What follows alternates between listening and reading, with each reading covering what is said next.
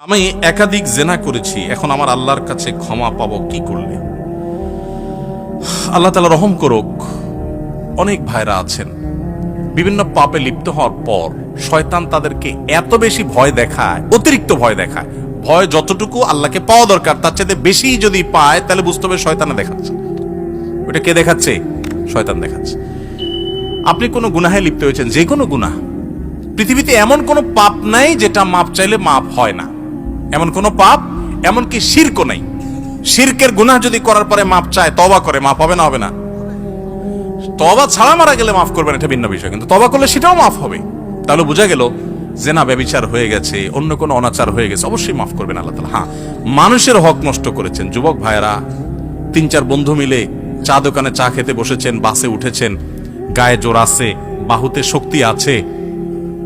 আমি এই জন্য বলি, 4-5 যুবক ছেলে ফেলে যখন চার দোকানে বসে তখন ওই টি বয়কে ডাকার টোন কিন্তু পাল্টে যায়। একা একা গেলে বিড়ালের মতো বলে, মামা 1 কাপ চা হবে? আর 4-5 জন গেলে কি বলে? এবারে চা দে। কথা কানে যায় না? কতক্ষণ ধরে বসে রয়েছি? কারণ আশপাশে বন্ধু বান্ধব চা আছে, শরীরে একটু ভাব আসছে, তাই না? আহা, এই মাস্তানি, এটার বিচার হবে, এটার বিচার হবে। দুনিয়াতে সে বেচার বিচার পাবে না, কিয়ামতে বিচার। বুড়া বলে আপনি হাজী সাহেব হয়ে গেলেন, মাগার ওই যৌবনকালে যে মাস্তানি করে আসছেন, গুন্ডামি করে আসছেন, তার বিচার আল্লাহ করবেন। So be careful. এই যৌবনকে পাগলামি করে নষ্ট করবেন না, ঠিক আছে তো? ইনশাআল্লাহ যে কোনো অন্যায় করে আল্লাহ কাছে মাফ চাইলে মাফ করবেন, কিন্তু মানুষকে ওই যে ধাক্কা দিয়েছেন, গালি দিয়েছেন, অধিকার নষ্ট করেছেন, হক মেরেছেন, এগুলো কিন্তু আল্লাহ মাফ করবেন না। সাবধান। এই জন্য নবী করিম সাল্লাল্লাহু আলাইহি ওয়াসাল্লাম বলেছেন, সেদিন আসার আগে মাফ চেয়ে নাও, যেদিন কেউ কাউকে ছাড় দিবে না, কেউ কাউকে ছাড় দিবে না।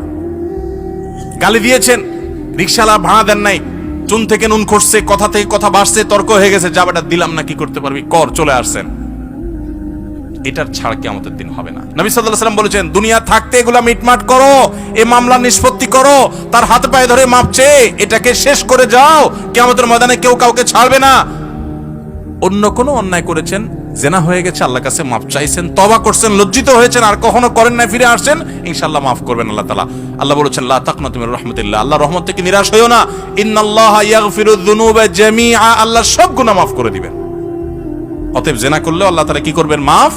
কিন্তু তওবা করতে হবে খাঁটি অন্তরে, আর করা যাবে না, অনুতপ্ত হতে হবে।